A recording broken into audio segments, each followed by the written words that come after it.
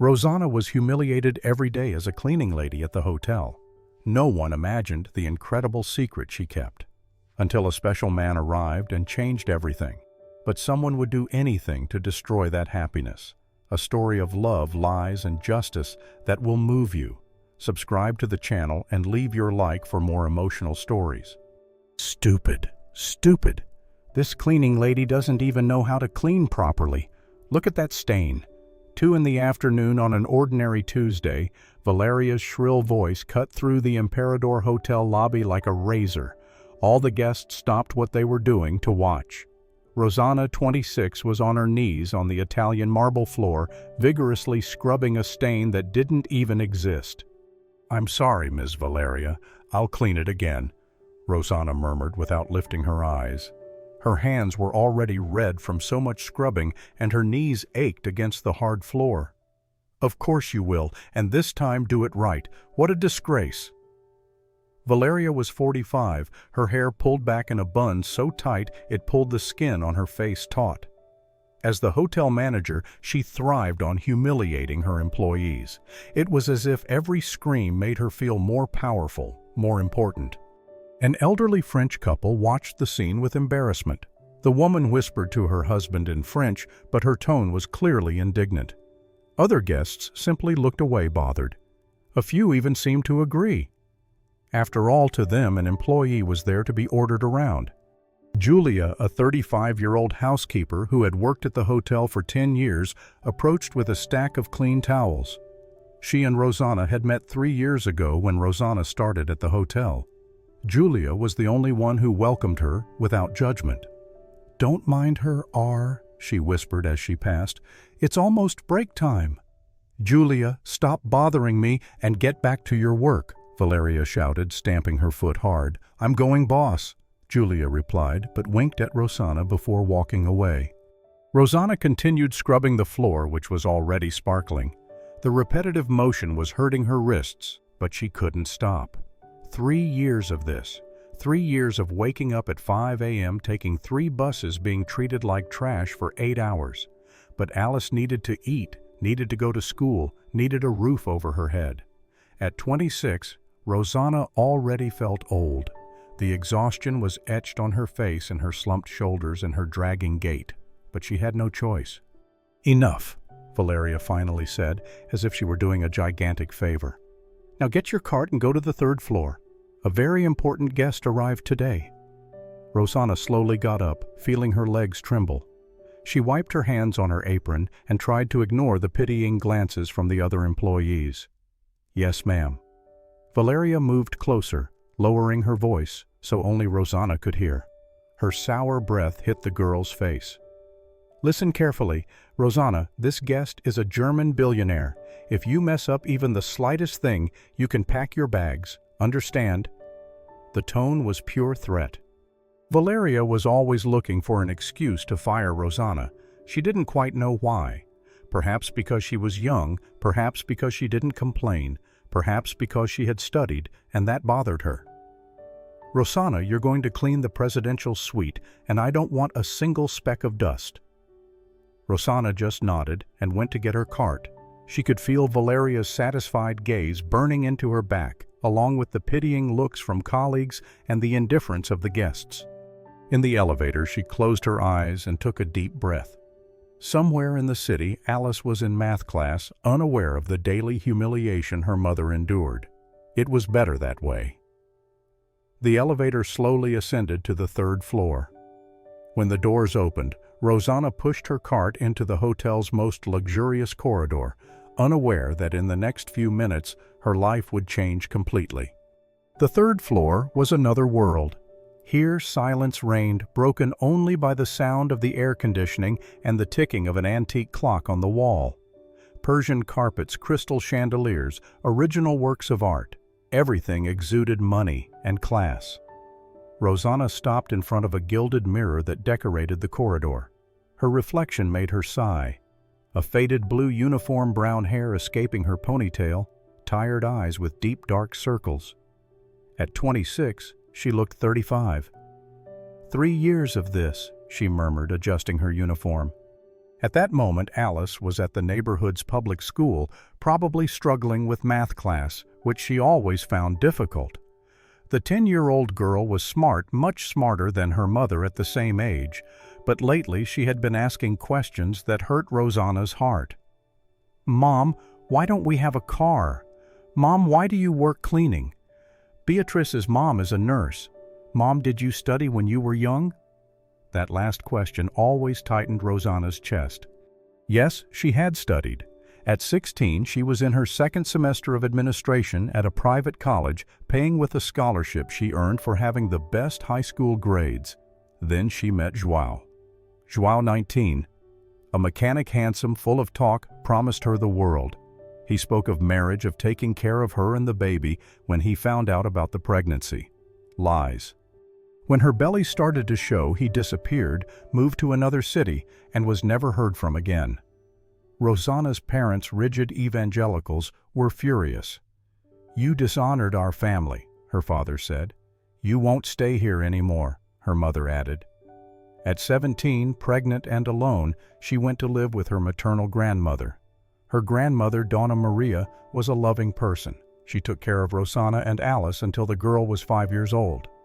When she died, she left the small apartment to the two of them, but no money. Rosana had to drop out of college and work. First she was a nanny, then a salesperson, until she got the job at the hotel. It wasn't what she dreamed of, but it paid the bills. Alice grew up well, was polite, affectionate, studious, and didn't know the suffering her mother endured at work. Rosana made sure to hide it. "Mom works at a beautiful hotel, honey. It's important to keep everything clean for the guests," she always said. Julia was the only one who truly understood, also a single mother in the struggle. They supported each other as best they could. "One day, Valeria will pay for everything she does," Julia always said after the humiliations.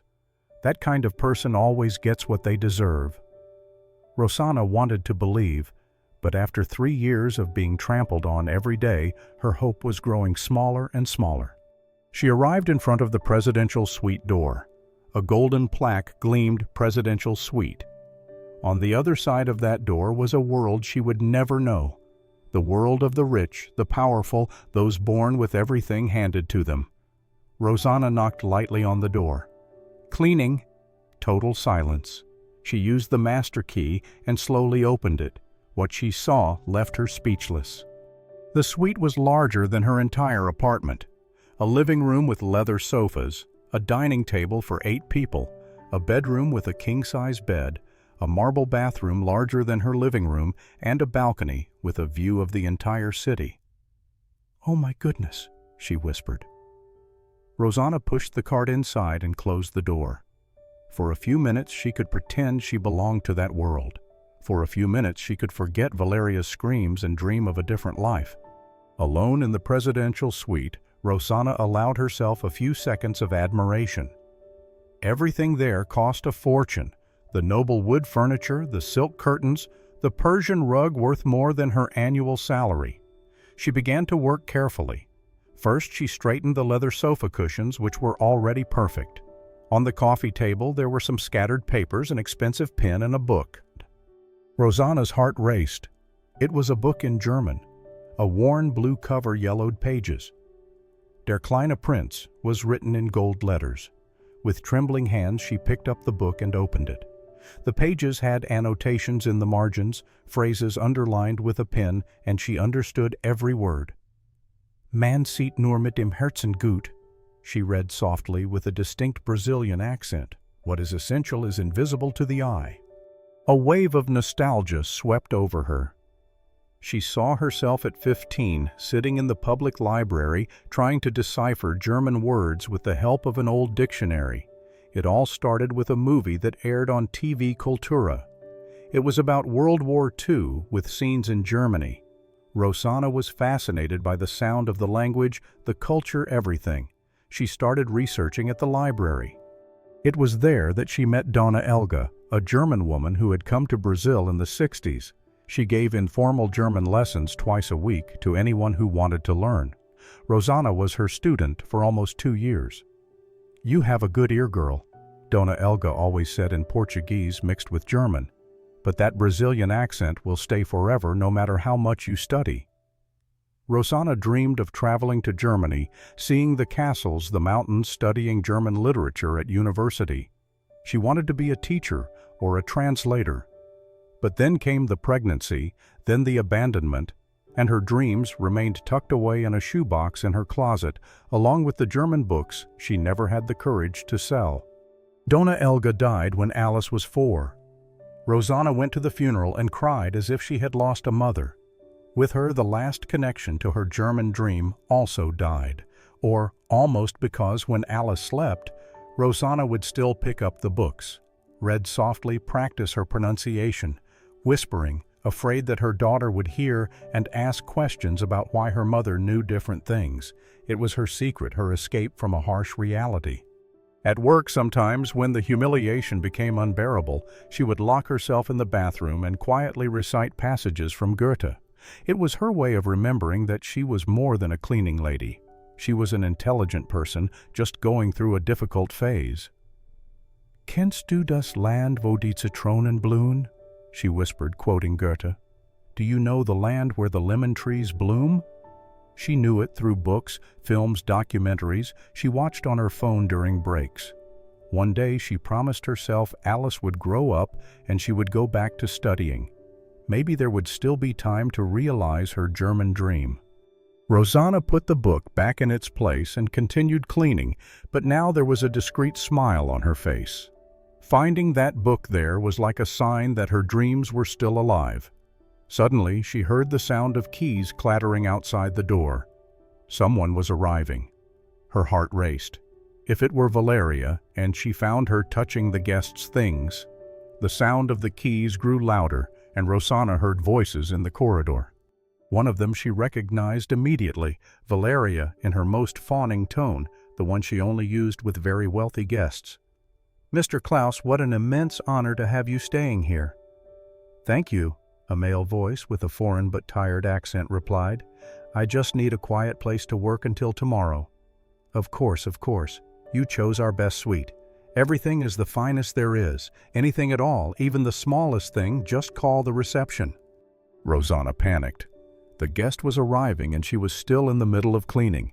If Valeria found her there, she would be fired instantly. She quickly looked around, searching for a place to hide. The suite had an enormous closet. Maybe she could hide there until they left. "Can the staff bring up the luggage now?" the male voice asked, getting closer. "Of course, don't worry about anything, leave it all to us."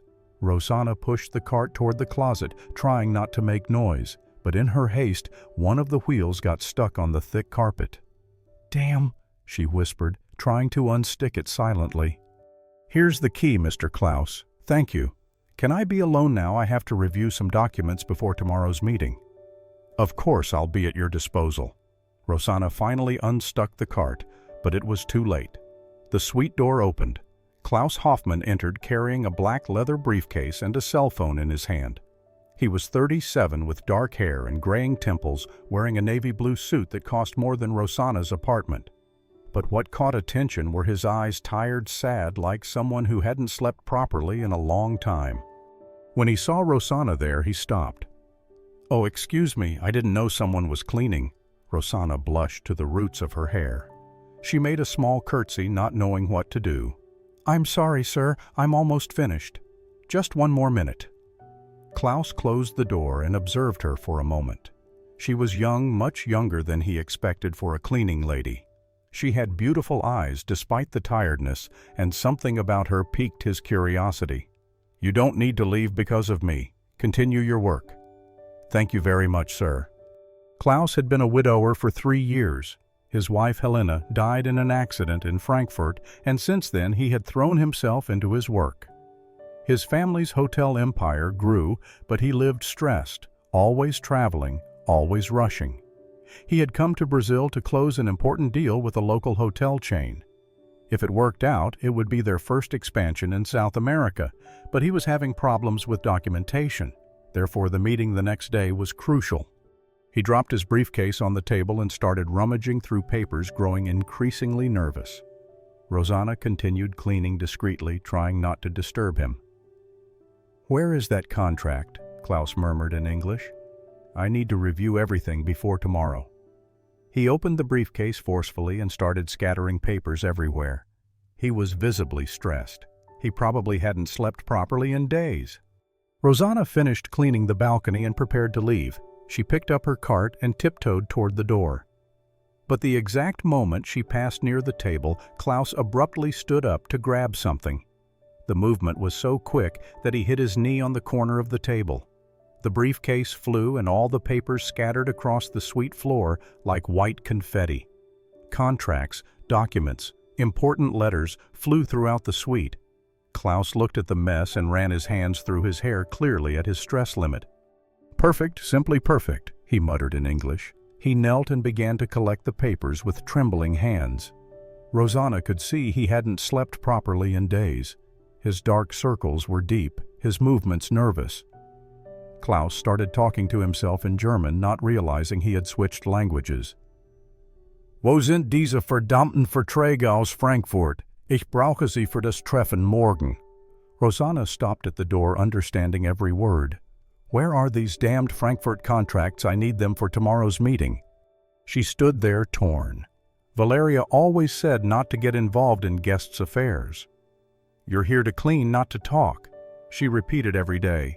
But seeing Klaus so lost, so desperate, Rosana couldn't simply leave. "Sir," she said softly, her heart racing, "can I help you look?" Klaus looked up surprised. He hadn't expected the cleaning lady to offer help. There was something about her accent. "No need, thank you, I can manage." But Rosana had already dropped her cart and approached.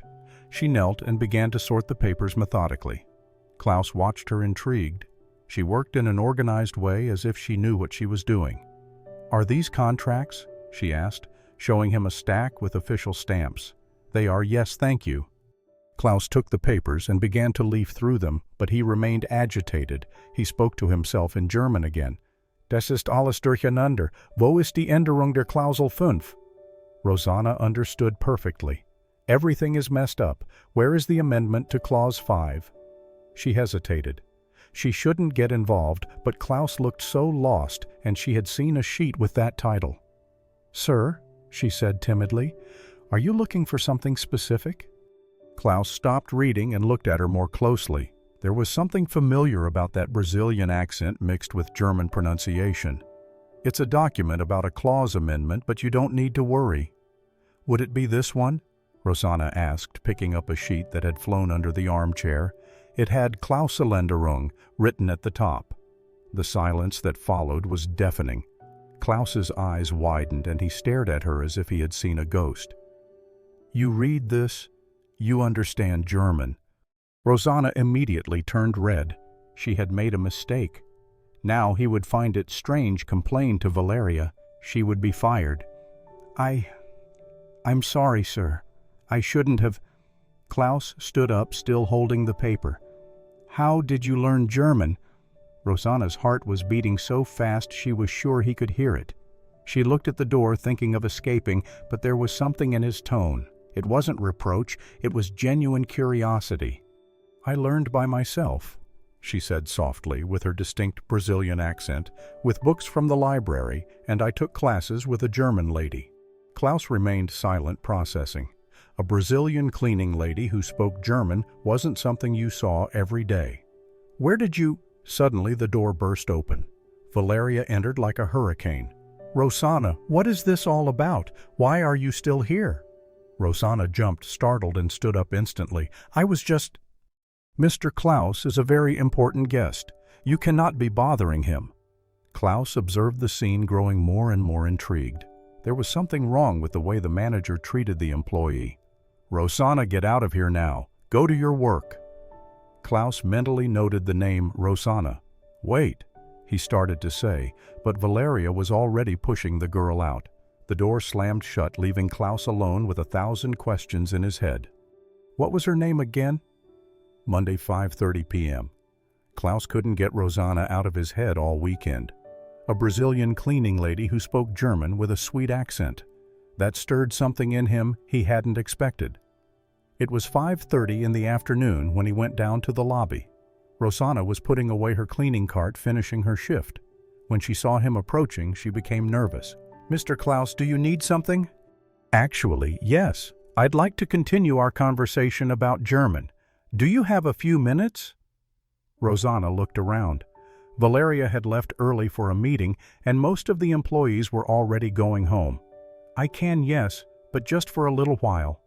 They sat on a discreet sofa in the corner of the lobby. Klaus ordered 2 waters from the bar and settled beside her, maintaining a respectful distance. How did you really learn German? The question made Rosana smile for the first time since Klaus had met her. It's kind of a silly story. I want to hear it. She told him everything, the film on TV Kultura, the public library Dona Elga giving free lessons twice a week. I always loved to study, she said, her eyes shining. I wanted to go to college for literature to be a teacher, but life changed my plans. How did it change? I got pregnant at 16. I had to drop everything to take care of Alice. Klaus listened attentively. There was a genuine intelligence in her eyes, a thirst for knowledge that impressed him. And you read German literature? Yes, Goethe, Schiller, Heine, The Sorrows of Young Werther. I've read it about 5 times. Klaus almost choked on his water. 5 times, wow. It's just that I identified with him, you know, with that sadness, that feeling of not fitting in anywhere. The conversation flowed naturally. Klaus talked about Germany, about places she dreamed of visiting.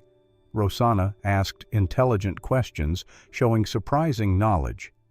Your German is impressive. You have a Brazilian accent, of course, but your fluency is that of someone who studied seriously. Dona Elga always said that the accent would stay forever, but that it was no problem that each person carries their origin in their voice. She was right. They talked for almost an hour. Klaus discovered that Rosana had dropped out of administration in her 2nd semester, that she struggled alone to support her daughter, and that she still dreamed of returning to her studies. And Alice, what's she like? She's my life. Rosana's face lit up. Intelligent, curious, affectionate, she's in 5th grade, loves math. Does she know you speak German? No, I'm afraid she'll ask questions I wouldn't know how to answer, like why don't I use this to get a better job? Klaus understood. There was a deep pain there, a buried dream that still hurt. Suddenly, animated voices came from the entrance. Alice had arrived from school and was looking for her mother. Mom, where are you? Rosana quickly stood up. That's Alice. She always comes to pick me up after school. A 10-year-old girl appeared running through the lobby. Brown hair like her mother's, bright eyes, a school backpack on her back. When she saw Rosana talking to a man in a suit, she stopped, curious. Mom, who is he? Alice, this is Mr. Klaus. He's a guest at the hotel. Klaus stood up and politely extended his hand. Hi, Alice. Your mother told me a lot about you. She did. Alice shook his hand, impressed. Where are you from, sir? You speak differently. I'm from Germany. Wow, that's far. Very far on the other side of the world. Alice was fascinated. It was the first time she had met someone from so far away. Alice, let's go home. Mr. Klaus must have important things to do. Actually, Klaus said, it was a pleasure meeting both of you. He turned to Alice. Your mother is a very special person. Take good care of her. I will. Rosana was embarrassed by the compliment. She wasn't used to it. After mother and daughter left, Klaus remained thoughtful in the lobby. It had been 3 years since he had felt so interested in someone. Rosana was different, intelligent, hardworking, genuine. Across the lobby, behind the reception desk, Julia had observed the entire conversation. She smiled. Finally, someone recognized her friend's worth.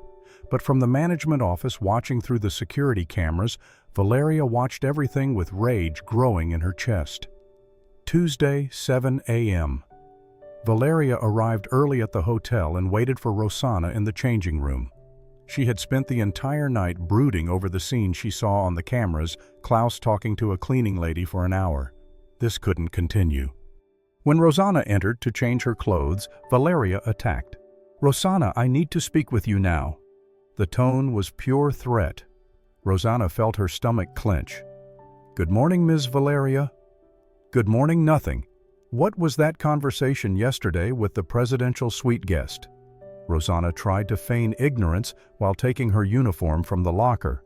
Conversation? Don't play dumb with me. I saw everything on the cameras. You two were there for almost an hour. Julia, who was just arriving, also stopped to listen. Whenever Valeria cornered someone in the changing room, things got ugly. We just talked, ma'am. I didn't do anything wrong. Talked about what about? About German. He's German, right? Valeria moved closer, invading Rosana's personal space. The strong perfume mixed with coffee breath made Rosana want to step back. Listen carefully to what I'm going to tell you. That man is a billionaire. Billionaire. Do you really think he'd be interested in a cleaning lady? I don't. You don't. What you think he'd want something with you? A single mother who didn't even finish her studies. Julia clenched her fists. She wanted to defend her friend, but she knew that if she intervened, Valeria would take it out on her later. Ma'am, I just talked. I didn't do anything wrong. Look, Rosana. Valeria poked her index finger into Rosana's chest. I'm going to make it very clear so you don't forget. If I catch you near that guest again, you're out on the street, understand? But if he calls you to talk, you make up an excuse and get away from him. Say you're busy, that you have work, anything. Rosana lowered her head. 3 years of being humiliated, and now she didn't even have the right to talk. Have you forgotten your place here? Your place is cleaning floors, washing bathrooms, emptying trash. It's not chatting with rich guests. I know my place, ma'am. It doesn't seem like it, because if you knew, you wouldn't be getting ideas. You wouldn't be thinking you can talk to important people as equals. Julia couldn't take it anymore. Stop it, Valeria. The girl didn't do anything wrong. Valeria turned around like a snake. And you stay out of it. Everyone minds their own business. She just talked to the man. What's so bad about that? The bad thing is that you all forget your place. You think you can do anything just because you're young. Rosana pulled Julia by the arm. Leave it, Ju. It's not worth it. Valeria turned her attention back to Rosana with a murderous glare. That's right. Listen to your little friend and listen carefully to what I'm telling you. If I see you near Mr. Klaus again, if I find out you talked, that you even greeted each other, you can pack your things. She paused dramatically. And don't think you'll get a job at another hotel in this city. I know everyone in this business. One word from me and you'll be persona non grata anywhere decent. The silence in the changing room was sepulchral. Other employees had stopped changing to listen, but no one dared to interfere. Am I clear, Rosana? Yes, ma'am. Good. Now get your cart and go to work. And remember, I have eyes everywhere. If you step out of line, you'll see. Valeria left, slamming the door. Rosana collapsed onto the bench, trembling. What a terrible woman, Julia whispered. She can't do that. Yes, she can. She's the boss. But what an injustice. You just talked to the man. Rosana sighed and stood up. That's life, Ju. Let's go to work. But when she came out of the changing room, Klaus was waiting in the corridor.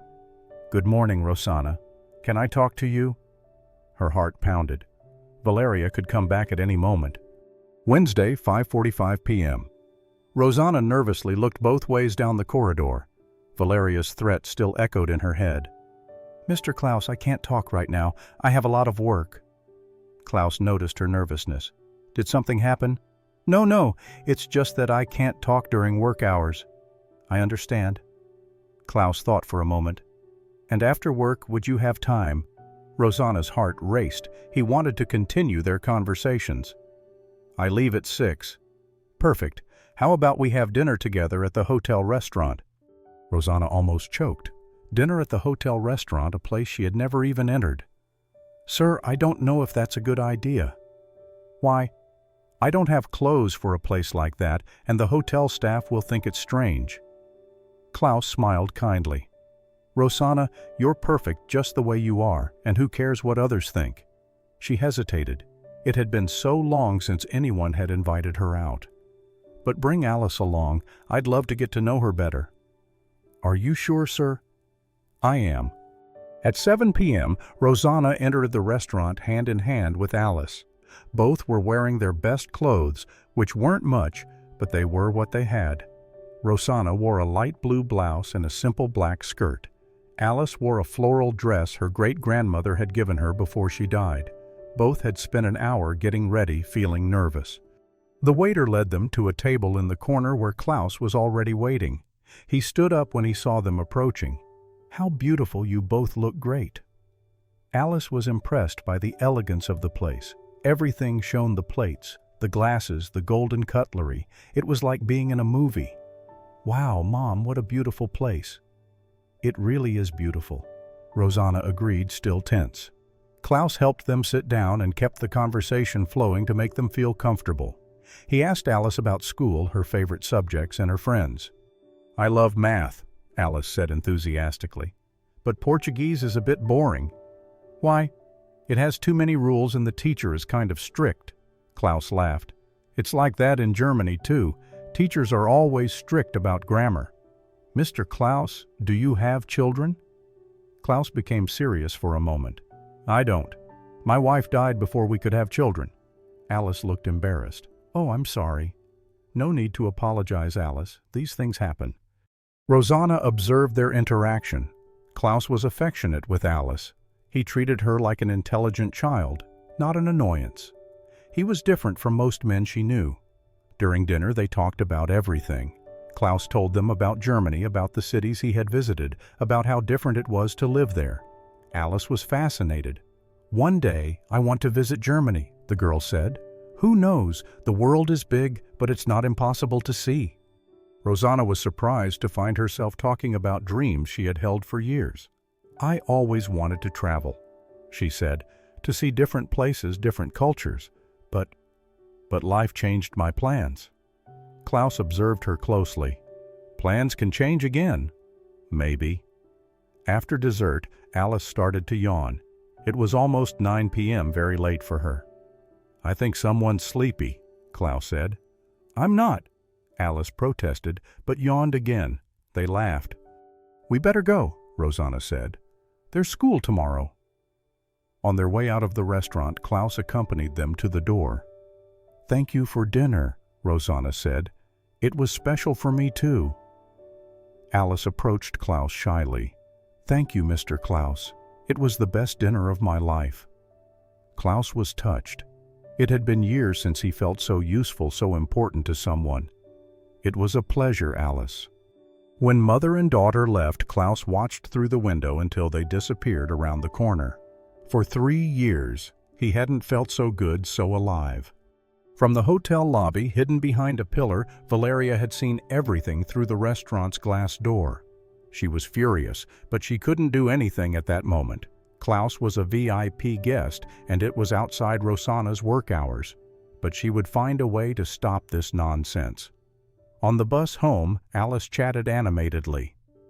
"Mom, Mr. Klaus is really nice. He likes you." Rosana felt embarrassed. "Alice, I think he does. He looks at you in a different way." "What way?" "The way Beatrice's dad looks at her mom when he thinks no one is watching." Rosana sighed. Was she dreaming too much?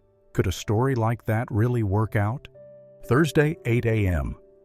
Valeria had spent the entire night without sleeping.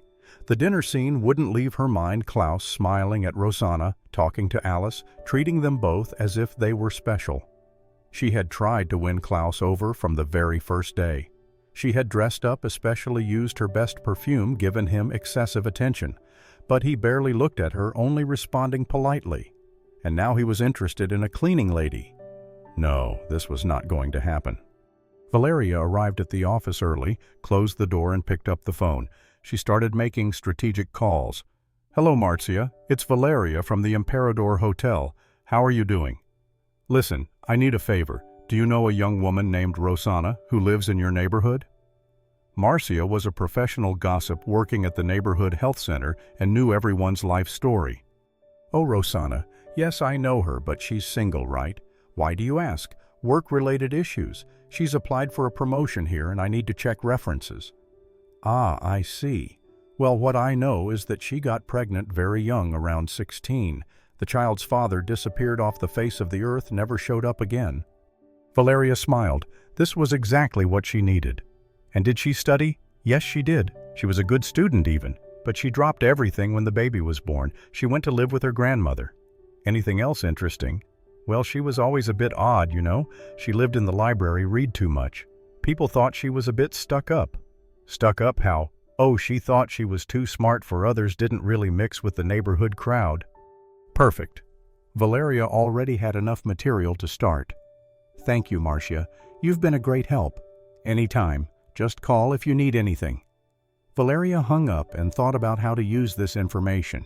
She needed to be subtle, convincing. In the afternoon, when she learned that Klaus was in the lobby reading, she approached him with her most concerned expression. Mr. Klaus, excuse me, could I have a word with you? Klaus looked up.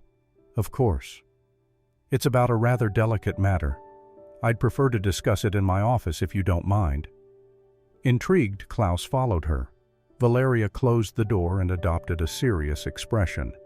Mr. Klaus, I feel obliged to warn you about something. What is it about? It's about the cleaning employee, Rosana.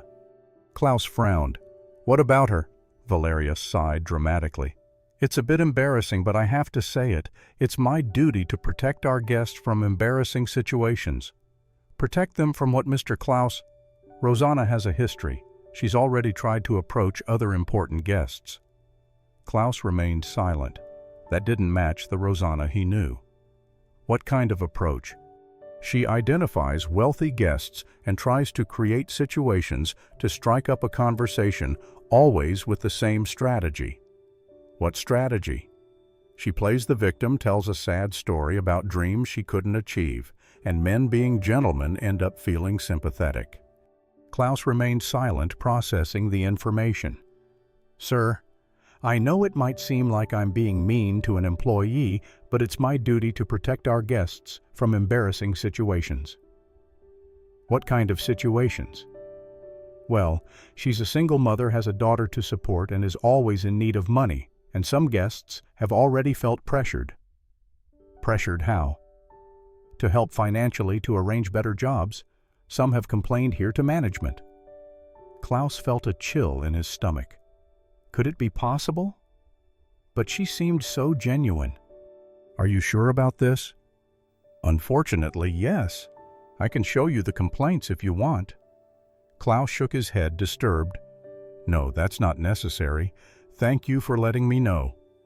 You're welcome, Mr. Klaus. It's my job to look after the well-being of our guests. Klaus left the office confused. Could Rosana be putting on an act? Was it all a well-staged play? On the other side of the door, Valeria smiled satisfied. The first seed was planted. Now all she had to do was water it with more lies. Friday. During the day, Valeria spent the following days like a spider weaving her web. Whenever Klaus appeared, she found a way to plant more doubts about Rosana. Mr. Klaus, she said when she met him in the elevator on Friday morning, it's good I spoke to you about that situation. Just yesterday, she tried to approach another guest. Klaus felt his stomach churn. Really? I saw it with my own eyes. The German gentleman from room 205. She went in to clean and started talking to him in German. She speaks German with other guests. When she finds out they're German, yes, it's always the same tactic. She pretends she learned it herself, tells that library story. Klaus remained silent. The story Rosana told him was a lie. Sir, may I ask a rather indiscreet question? You may. Did you offer her any kind of help? Money, a job, those sorts of things? No? Why? It's just that that's how it always ends.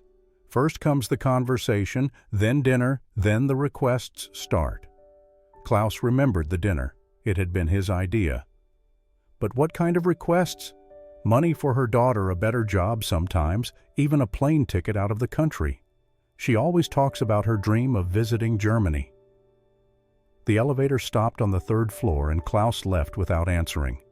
Valeria smiled as the doors closed. In the afternoon, she intensified her attacks. Mr. Klaus, I need to talk about another serious matter. What now? Is it about Rosana again? I discovered something worrying. Klaus sighed. What is it? I did a background check for security. I found out that valuable items have gone missing from the rooms she cleans. What kind of items? Watches, small jewelry, money left on the table. Never anything too expensive, nothing that guests would make a scandal about. Klaus felt a tightening in his chest. Are you sure? The dates always coincide with the days she worked in those rooms, and always rooms of German guests, or those who speak German. Always Germans. That's her pattern. She identifies Germans, approaches them, speaking the language builds intimacy. And then... Klaus shook his head, disturbed. Sir, I know it's hard to accept. She seems so innocent, but that's exactly how it works. Why didn't you fire her? We've never been able to prove anything. She's clever, and whenever we question her, she cries, talks about her daughter, her financial difficulties. Klaus was quiet for a long moment. Could he be so wrong about Rosana? Mr. Klaus, may I offer a piece of advice from someone who has worked for years in the hotel industry? You may. Keep your distance. I know it's difficult because she's friendly, intelligent, seems genuine, but I've seen this happen before. Other times. Yes, with other German guests who stayed here. It always ends badly. Requests for money, embarrassing situations, unfulfilled promises. Klaus left that conversation completely confused. Could it be possible that he had been so mistaken that everything was a well-elaborated act? For the rest of the day, he observed Rosana working. She cleaned the corridors carefully, greeted guests politely. She seemed normal, but Valeria's words echoed in his head. That's exactly how it works. In the afternoon, when Rosana waved and smiled at him in the corridor, Klaus hesitated before returning the gesture. For the first time, he wondered if that smile was genuine. Rosana noticed his hesitation and felt confused. Had she done something wrong? From her office, watching through the cameras, Valeria saw everything with satisfaction. The plan was working. Klaus was starting to doubt. The following Monday, 5 p.m., Rosana had spent the weekend thinking about Klaus's change in behavior. On Friday, he had acted strange, distant. Had she done something wrong at dinner? On Monday, she mustered the courage to try to talk to him. When she saw him in the lobby at 5 p.m., she approached timidly. "Mr. Klaus," she said as he stepped out of the elevator, "can I speak with you for a minute?" Klaus looked around, visibly uncomfortable. Valeria's words echoed in his head. "I have a meeting right now. It'll be quick.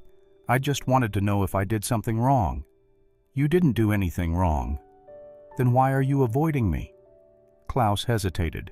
He saw the genuine confusion in her eyes, but the evidence presented by Valeria was very specific. "I'm not avoiding you. I just think it's better if we keep our distance." The phrase hit Rosana like a punch to the stomach. Distance. But why? Klaus struggled internally. Part of him wanted to believe Rosana, but part of him was convinced by Valeria's lies. It's better this way for everyone. And Klaus quickly walked away, leaving Rosana standing in the middle of the lobby. She felt tears burn her eyes, but she couldn't cry there in front of everyone. She ran to the staff bathroom and locked herself in a stall. There, finally, she let the tears fall. "How foolish I was," she whispered to herself. "I thought he really liked me." Julia, who had seen the scene in the lobby, went after her friend. "Are you in there?" "I am," Rosana replied, her voice choked. "Come out, let's talk." Rosana opened the stall door. Her eyes were red and swollen. "What happened?" Julia asked. "He said it's better if we keep our distance." "Distance? Why?" "I don't know. Last week he was super affectionate, had dinner with us, talked to Alice, and now he acts like I'm a stranger." Julia hugged her friend. "Men are complicated, Ro. Sometimes they get scared." "Scared of what?" "Of getting involved, of getting hurt. He lost his wife, right? But he seemed genuinely interested. He seemed to like us. And maybe he does.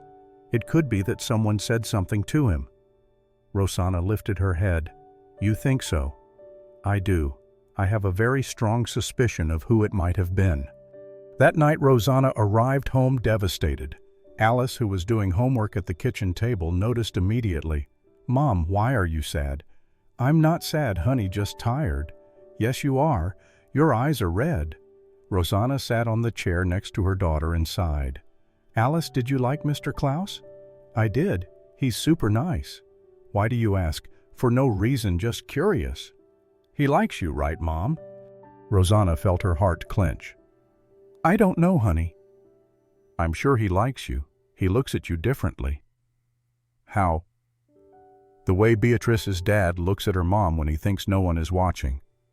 Rosana sighed. Was she dreaming too much? Could a story like that really work out? Mom, do you like him, Alice?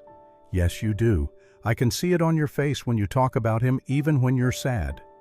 Liking isn't enough, honey. Sometimes things are more complicated. Why are they complicated? You like each other. You talk well. He was nice to me at dinner. Because life isn't like in the movies, Alice.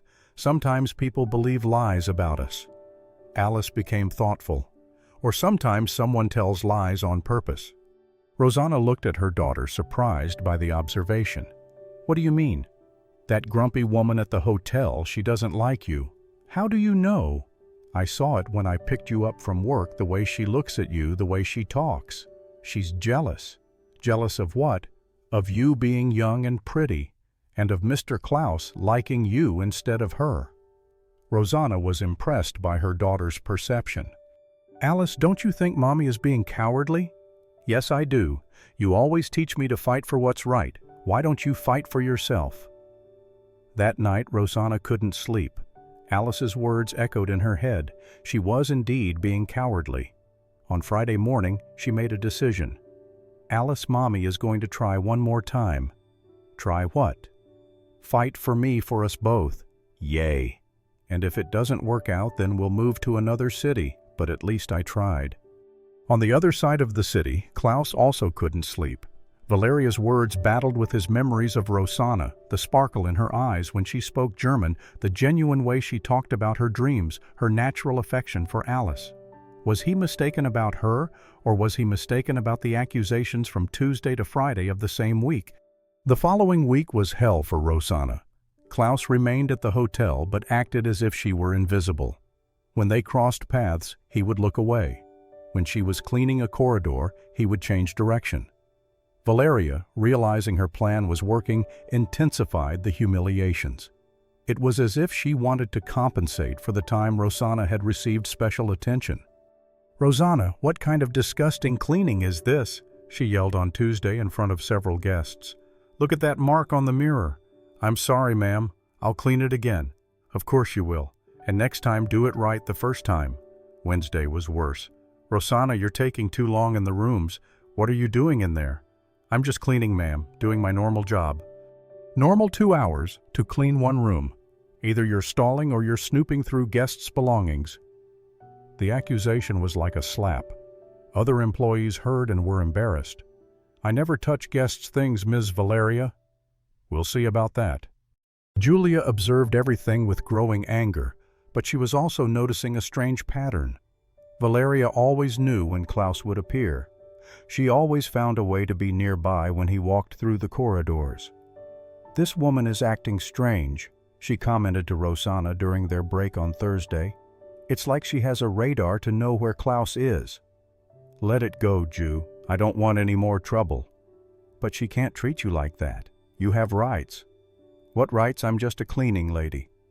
You are a person with dignity. Rosana laughed without humor.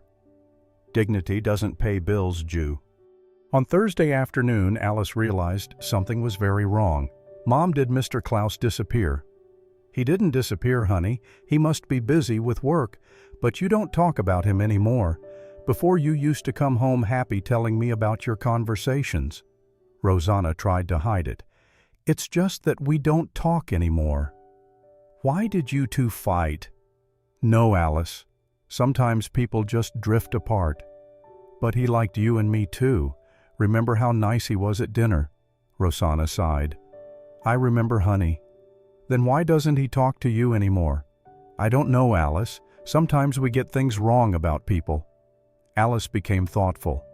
Or sometimes people get things wrong about us. On Friday morning, Rosana was cleaning the second floor when she saw Klaus leaving the elevator. For a moment, their eyes met. Klaus hesitated. There was something in that gaze, a sadness so genuine, a confusion so real. Could it be faked? But before he could think further, Valeria appeared as if summoned. "Mr. Klaus, good morning. How was your night?" "Fine, thank you." "Excellent. If you need anything, I'll be in my office." Klaus continued on his way, but something had changed. For the first time in a week, he began to question whether Valeria's stories were true. That sadness in Rosana's eyes didn't seem like an act. Across the corridor, Julia had observed the entire scene, the way Valeria appeared at the exact moment, as if she were waiting, as if she knew Klaus would pass by. The suspicion that had been growing in her mind finally took shape. Valeria wasn't just protecting the hotel. She was deliberately sabotaging Rosana. But why? Saturday, 9 a.m. Julia hadn't slept well on Friday. Something was very wrong with the whole situation between Klaus, Rosana, and Valeria. The way the manager always appeared at the right moments, as if she were monitoring everything. On Saturday morning, she decided to go to the hotel even though it was her day off. She wanted to get some things from her locker, but mainly she wanted to observe Valeria's behavior more closely.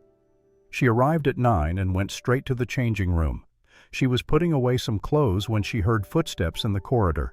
She hid behind the lockers and saw Valeria passing by heading towards the office. How strange. Valeria never worked on weekends. Curiosity won out.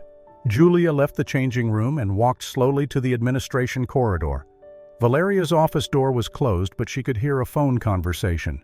Julia moved closer and pressed her ear to the door. "Hello, Marcia. It's Valeria. All good. Listen, that information about Rosana helped me a lot." Julia's heart pounded. Valeria was talking about Rosana. "No, she hasn't been fired yet, but I'm managing to keep the German man away from her." "How?" "Oh, I told him some stories about her past, said she was a gold digger." Julia covered her mouth with her hand to keep from screaming. Valeria was lying about her friend. "Of course I made up some things. I said she had already approached other rich guests and that sometimes items go missing from rooms. The man believed everything." Julia's legs began to tremble with rage. How could Valeria be so cruel? "He's a billionaire, Marcia. Do you think I'd let a cleaning lady get together with him? She doesn't deserve someone like him." Now it was all clear. Valeria was in love with Klaus and couldn't stand that he had shown interest in Rosana. "I'm not giving up. I'll keep inventing things until he's disgusted with her. And then I'll find a way to fire the girl so she disappears from my sight." Julia felt a rage she had never felt before in her life. How could someone be so malicious? "I have to hang up. Someone might show up. Bye." Julia rushed away from the door and hid in the bathroom. Her heart was beating so fast she was sure everyone could hear it. She waited for Valeria to leave the hotel, then ran to Rosana's house. She needed to tell her friend everything, but knew it would be difficult to convince her to face the situation. She arrived at the apartment at 11 a.m. Rosana was doing laundry while Alice watched cartoons in the living room. "Jill, what are you doing here? Isn't it your day off?" "It is, but I need to talk to you urgently." Alice noticed the tension in Julia's voice. "Mom, can I go play downstairs?" "You can, honey, but stay close to the building." When Alice left, Julia recounted everything she had heard. Rosana grew pale as her friend spoke. "She made up everything about me. Everything. Rose, she called your acquaintances, twisted your story, made it up that you're a gold digger. But why did she do that? Because she's in love with Klaus and was furious with jealousy when she saw he was interested in you." Rosana sat on the sofa stunned. "So he believed lies." "He did, but it wasn't his fault. Valeria was very convincing."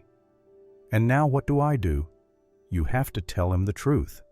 "How? He won't even look at me anymore." "Then you'll have to force a conversation. Find him. Tell him everything." Rosana shook her head discouraged. "He won't believe me. He'll think I'm making it up to defend myself." "Ro, listen to what I'm going to tell you." Julia held her friend's hands. "That man was deceived. He doesn't know that Valeria lied.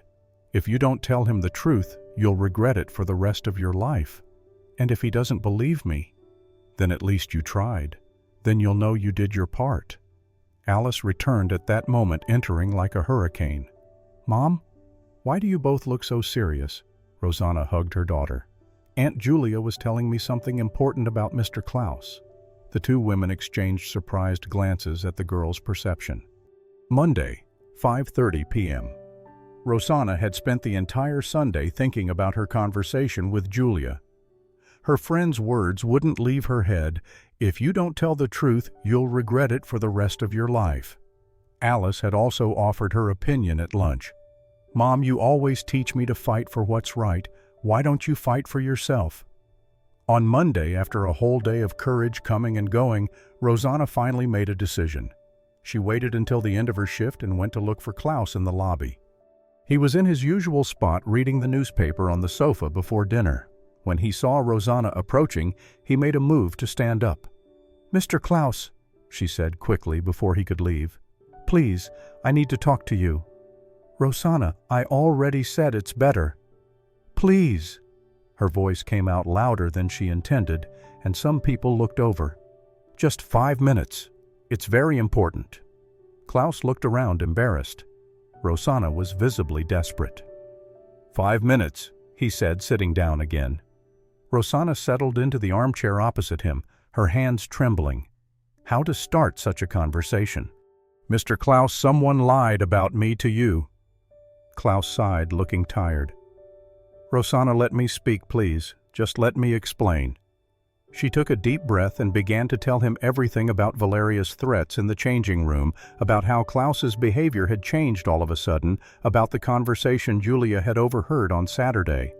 "Ms. Valeria made up stories about me, that I steal from rooms, that I'm a gold digger, that I've tried to take advantage of other guests." Klaus listened in silence. His face didn't betray what he was thinking. "She called my acquaintances, took true information about my life, and mixed it with lies." Why would she do such a thing? Rosana hesitated. It was risky to say it, but she had no other choice. "Because she's interested in you and got jealous when she saw you were interested in me." Klaus frowned. "That's a very serious accusation." "I know, but it's the truth." At that moment, Rosana did something she hadn't planned. She started speaking in German with tears in her eyes. "Ich habe nie etwas gestohlen. Ich bin keine Betrügerin.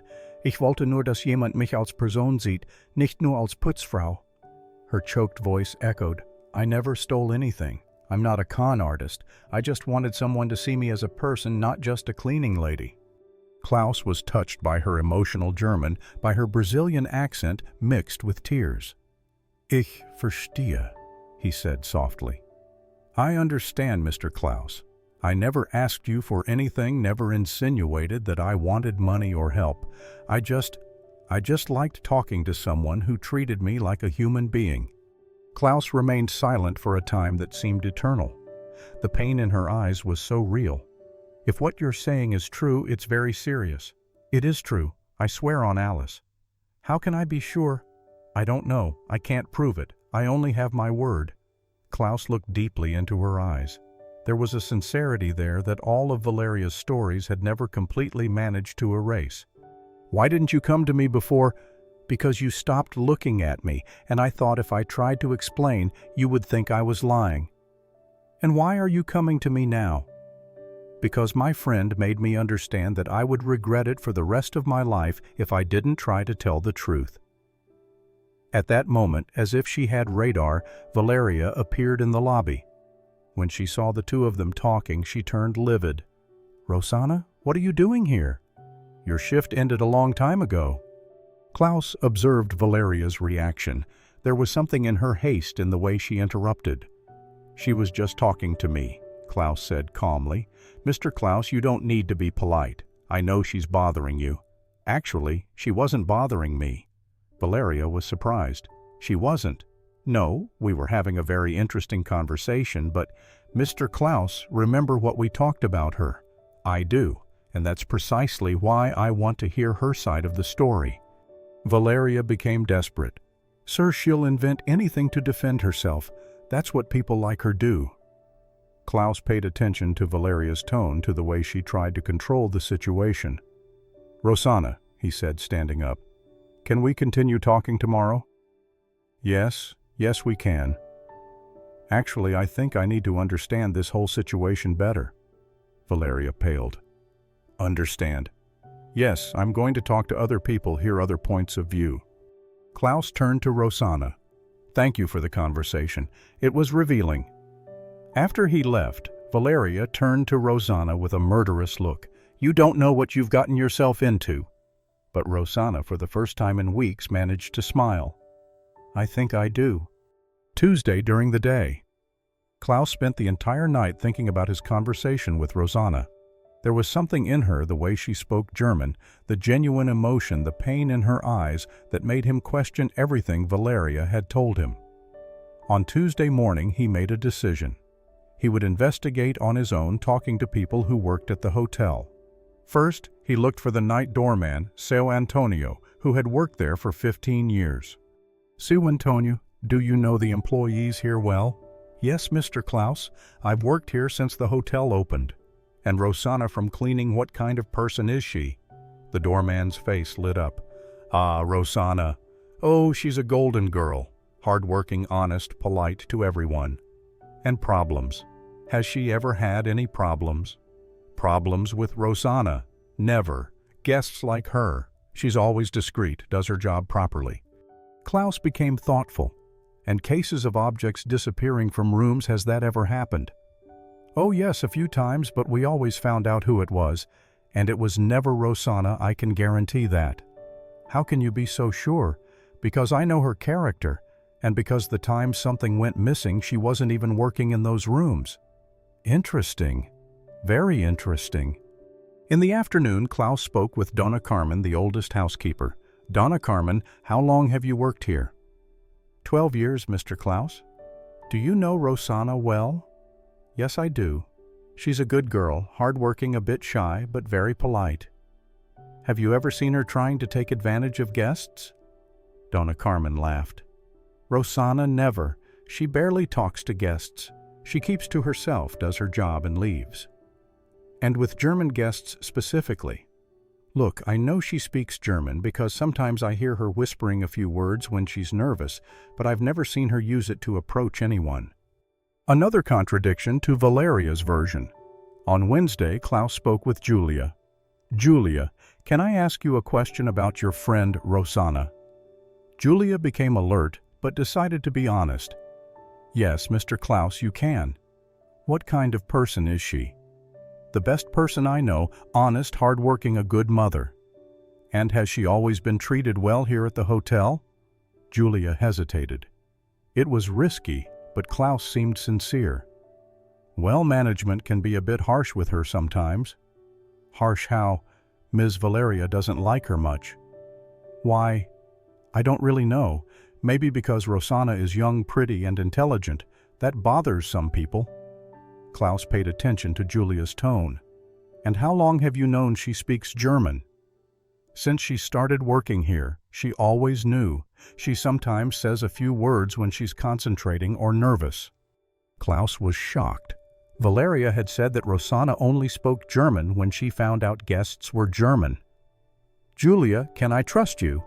Yes, Mr. Klaus, you can. If I tell you that someone is spreading lies about Rosana, would you be able to tell me who? Julia took a deep breath. It was the moment of truth. Yes, Mr. Klaus. And if you want, I can tell you exactly what this person has been doing. Klaus smiled for the first time in days. I want to hear everything.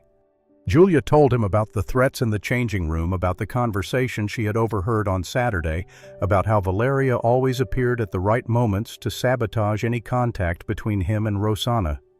She's interested in you, Julia said. And when she saw that you liked Rosana, she went crazy with jealousy. Klaus listened to everything in silence, putting the pieces of the puzzle together. Are you sure of what you heard? Absolutely. She confessed she made up the stories. Klaus was outraged not only by the lies, but also by himself for having believed so easily. Thank you for your honesty, Julia. Mr. Klaus, Rosana is a good person. She didn't deserve to go through this. I know, Klaus said, and this will be corrected. Thursday morning. By Thursday, Klaus had heard enough. 3 long-term employees, all with the same version about Rosana, all contradicting Valeria's stories. but he wanted one more confirmation. He sought out the hotel's human resources manager, Dr. Henrique. "Dr. Henrique, I need to check some information about employees." "Of course, Mr. Klaus. How can I help? Are there any records of complaints about the cleaning employee, Rosana?" Dr. Henrique checked the computer. "Rosana, let me see. No, sir, no formal complaints about her." "And compliments?"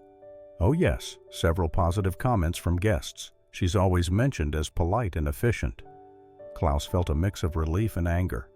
"And cases of objects disappearing from rooms. We've had a few cases in the last 2 years, but we always managed to identify those responsible. It was never Rosana." "Dr. Henrique, may I ask a confidential question?" "Of course. What kind of relationship does the manager Valeria have with the employees?" The HR manager looked uncomfortable. "Well, she's strict." "Strict or abusive?" "Mr. Klaus, I cannot." "Doctor, I'm asking because I have serious reasons." Dr. Henrique sighed. "We have received some informal complaints about her treatment of specific employees, particularly Rosana." "What kind of complaints?"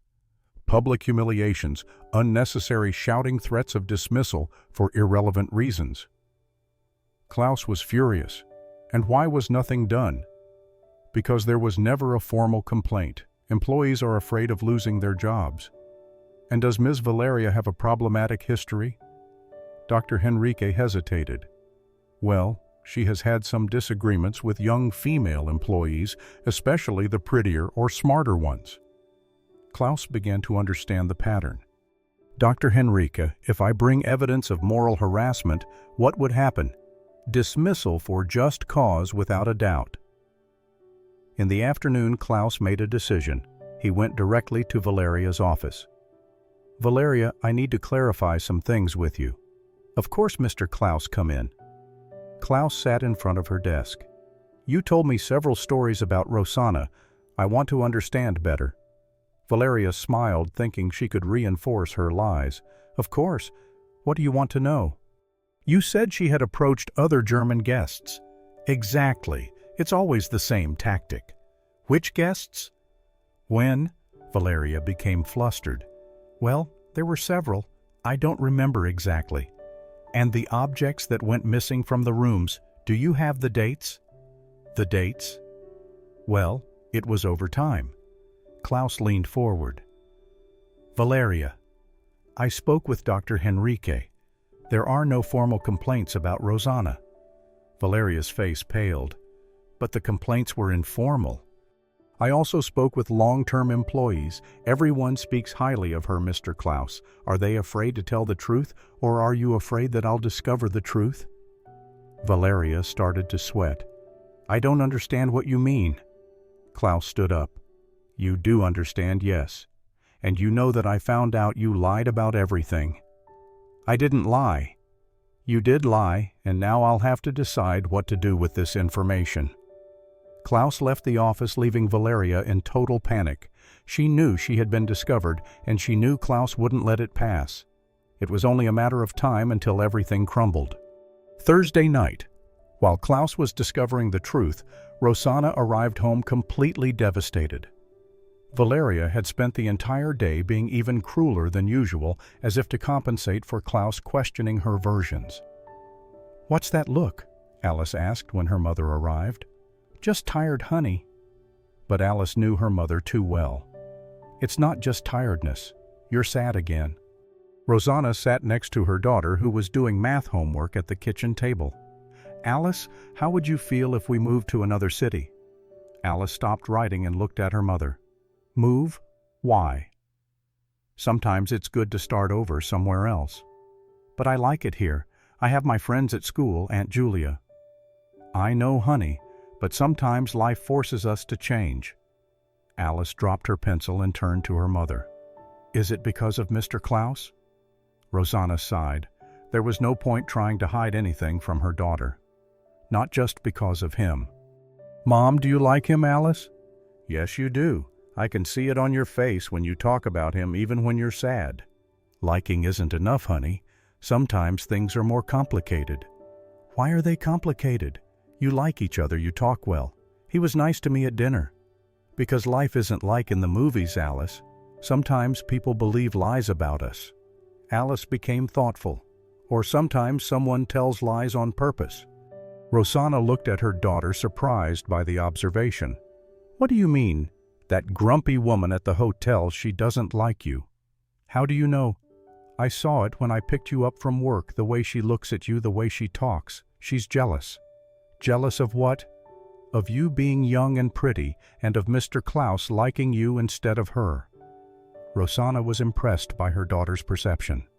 Alice, don't you think Mommy is being cowardly? Yes, I do. You always teach me to fight for what's right. Why don't you fight for yourself? That night, Rosana couldn't sleep. Alice's words echoed in her head. She was indeed being cowardly. On Friday morning, she made a decision. Alice, Mommy is going to try one more time. Try what? Fight for me, for us both. Yay.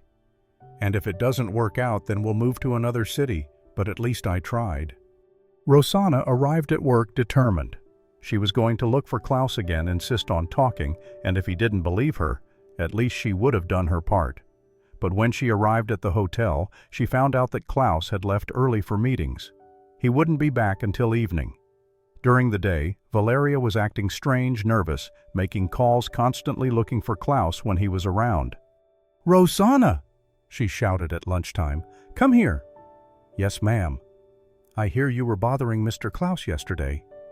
"I only talked to him." "Did you well stop talking? You have nothing to talk to him about." "Ms. Valeria." "No, Ms. Valeria.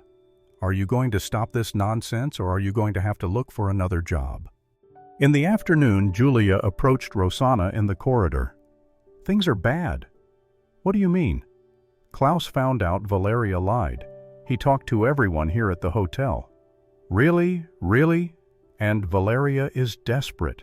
She's trying to invent more lies about you." "Jew, I can't take this anymore. I'm going to resign." "No, not now. Klaus is on your side." "How do you know?" "He asked me about you. He wanted to know if I trusted you, if you were honest." "And what did you say?" "The truth, that you're the most upright person I know." Rosana sighed. "I don't know, Jew. I think it's better to leave before it turns into a bigger scandal. Oh, trust me. Just hang on a little longer. Something tells me everything will change tomorrow." But Rosana was tired of suffering. That night, she wrote a resignation letter and put it in her bag. If things didn't get better by Monday, she was leaving once and for all. Friday, 8 a.m. Klaus arrived at the hotel on Friday morning with a plan. He had spent the night thinking about how to resolve the situation once and for all. First, he sought out Dr. Henrique. "Doctor, I need to speak with the hotel management today." "Is there a problem, Mr. Klaus?" "Yes, a serious management problem. I'll schedule a meeting for you." At 9 a.m., Klaus was in the boardroom talking with the 3 hotel partners. "Gentlemen, I am one of your biggest corporate clients. My company spends over $500,000 here annually." "Yes, Mr. Klaus. You are our most important client, which is why I'm here to speak personally about a serious issue of moral harassment that is happening here." The partners grew tense. What kind of problem? Klaus told them everything: Valeria's lies about Rosana, the public humiliations, the threats of dismissal. "I spoke with several employees. The pattern is clear. Your manager is persecuting an exemplary employee for personal reasons." "Mr. Klaus, this is very serious." "It is indeed. And if it's not resolved, I will have to cancel all my contracts with the hotel and will recommend that other corporate clients do the same." The silence in the room was absolute.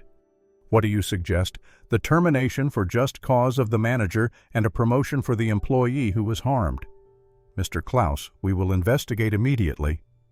"No need to investigate. I've already done that. I have testimonies from 5 employees confirming everything." Klaus placed a folder on the table. "It's all documented here." The partners exchanged worried glances. "Dr. Henrique, call manager Valeria in here immediately." 15 minutes later, Valeria entered the room expecting some praise. When she saw Klaus there, she turned pale. "Valeria," the lead director said, We have received serious complaints about your behavior with employees. Complaints? What complaints? Klaus stood up. The complaints I made about how you lied about Rosana to manipulate me. Valeria tried to hide it, but she was visibly nervous. Mr. Klaus, I don't know what you're talking about. I know you made up stories about her stealing from rooms, that you made up stories about her taking advantage of other guests, that you called her acquaintances looking for information to use against her. That's not true. Klaus took out his cell phone and showed it to her. Julia recorded you confessing everything on the phone. Valeria turned white as a sheet. You can't do that. Yes, I can, and I already did. The director stood up. Valeria, you are dismissed for just cause, moral harassment, and inappropriate conduct. You can't do this to me. Yes, we can, Klaus said. And now call Rosana in here. Valeria left the room, escorted by security, crying and screaming. 10 minutes later, Rosana entered trembling. Rosana, the director said, first we apologize for what you've been through. Second, Klaus added, you will no longer work as a cleaning lady. Rosana's heart stopped. I'm going to be fired. No, Klaus smiled. You're going to be promoted, general cleaning supervisor. The silence was absolute. Then Rosana started to cry. I don't know what to say. Klaus approached her. Say you forgive me for believing the lies. I forgive you, she whispered. And say we can restart our friendship. Rosana looked into his eyes and smiled through her tears. We can. Outside, the employees applauded. Julia cried with joy. Finally, justice had been served, and true love had a new chance. 6 months later, Emperador Hotel. Rosana's life had changed completely, but she was still getting used to it. Every day she arrived at work at 7 a.m. wearing her supervisor's uniform, a light blue shirt and black skirt with a badge that read General Supervisor Rosana Silva. Good morning, everyone, she said as she entered the staff room. How is everyone today? Much better than 6 months ago. Julia laughed. Since you became supervisor, it's almost like the job itself has changed. We work as a team, right? No one is anyone's boss here. This was the difference between Rosana and Valeria. Rosana led with respect, not fear. Klaus appeared in the lobby at 10 a.m. He came to Brazil every 2 months, stayed for 3 weeks, and then returned to Germany. It wasn't easy, but they were trying to make it work. Hi, love, he said, kissing her cheek. It still caused comments among the staff to see the German billionaire treating the former cleaning lady as his girlfriend. But now they were comments of affection, not gossip. Hi, I missed you. Me too. How was your week? Hectic. The new employee is learning well but still needs help. They had lunch at the hotel restaurant as they always did when Klaus was in Brazil. Ro, he said in the middle of their conversation, I need to tell you something important. What is it? You look serious. Klaus took a deep breath. I'm thinking of renting an apartment here in Sao Paulo. Rosana stopped eating. Seriously? Seriously, to spend more time with you two, 6 months here, 6 months there. But what about your business in Germany? I'll keep managing everything, but I can do a lot from here too. Rosana felt her heart quicken. That means we can try something more serious if you want. She looked into his eyes and saw absolute sincerity. I do want to, yes, but slowly, right, I have Alice to consider. Of course. Actually, I talked to her yesterday on the phone. She's excited about the idea. You already told her. I asked her what she'd think if I stayed longer here. She said it was about time. Rosana laughed. That girl doesn't fool me. She's as smart as her mother. Klaus took Rosana's hand across the table. Ro, these past 6 months have been the best of my life since Helena died. You've given me back the desire to be happy. You've done the same for me, so shall we really try? Let's try. That afternoon, Klaus went with Rosana to pick up Alice from school. The girl, now 11, ran to hug them both. I heard you're going to live here, she said animatedly. Not live, stay longer, Klaus corrected. Whatever. The important thing is that you won't disappear for 2 months anymore." Klaus laughed. "I won't disappear anymore, I promise, and when you go to Germany, we can go together." Klaus and Rosana exchanged glances. "Maybe on our next vacation," Klaus said, "if your mom wants to." "I want to," Alice shouted. "I want to see the castles. Then let's start planning." That night, the three of them had dinner at Rosana's apartment. It was simple, but cozy. Klaus felt more at home there than in any five-star hotel. "Klaus," Rosana said when Alice went to sleep, "thank you." "For what?" "For trying this, for not giving up on us."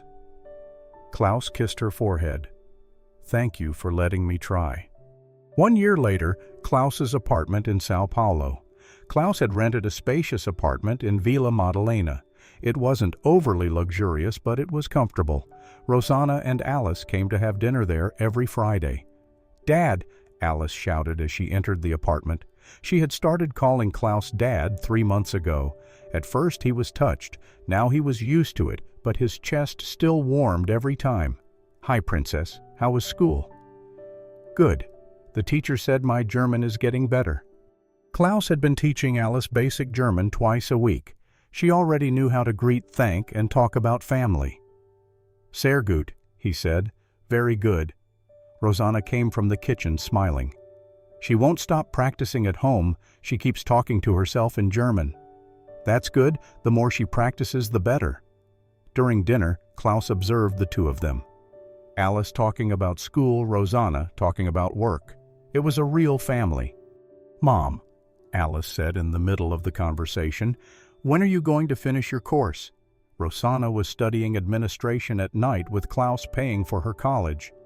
"Next year, God willing, and then you'll become a manager maybe. We'll see." Klaus smiled. Rosana still had difficulty accepting help, but she was progressing. After dinner, Alice went to watch TV in the living room, and Klaus called Rosana to talk on the balcony. "Ro, can I ask you a question?" "Of course." "How do you feel about us, about our situation?" Rosana became serious. "Why are you asking?" "Because I want to know if you're truly happy, if you're not forcing anything because of Alice." "Klaus, look at me." She held his face with both hands. "I'm happy, happier than I ever imagined I could be.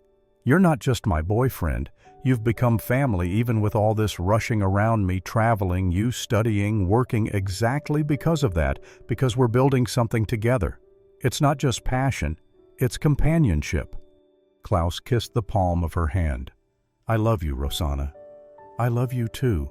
It was the first time they had spoken the word love openly. "And I love Alice too," Klaus continued. "I want to take care of both of you for the rest of my life." "We want to take care of you too." Alice appeared on the balcony at that moment. "Are you two being romantic, gross?" They laughed. "Come here, you little pest," Klaus said, pulling her into a group hug. "Dad, can I ask you a question?" "You can. When are you going to ask Mom to marry you?" Rosana blushed. "Alice, what was that?" "Everyone's thinking it. Aunt Julia asked the other day." Klaus laughed. "When your mother is ready." "And when will that be?" Rosana looked at Klaus, then at her daughter. "When the time is right." "Okay, but don't take too long. Okay, I want to wear a bridesmaid dress." Later, when they returned to Rosana's apartment, she became thoughtful.